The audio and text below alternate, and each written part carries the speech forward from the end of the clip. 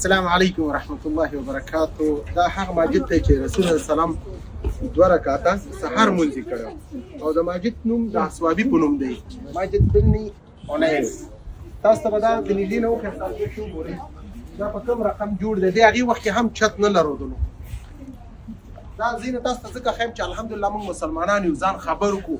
کله چې عمرې ته راځو داسې ځینې لیدنه وکړو چې هغلته د رسول الله سلام منځونه کړي دي او داسې کارونه یې کړي چې هغه باید موږ او تاسو وکړو چې موږ او تاسو الحمدلله مسلمانان یو په دې ثواب کې ټول شامل شو. دا ګورې دغه دیوالونه دي تقریبا کلونه په دې تیر شوي دي. هغې وخت کې هم چت نه دی شوی. الله رب العزت دې د هر مسلمان نه د خیر کارونه قبول کړي او زموږ او ستاسو هدف هم همدا دی چې د خیر کارونه وکړو.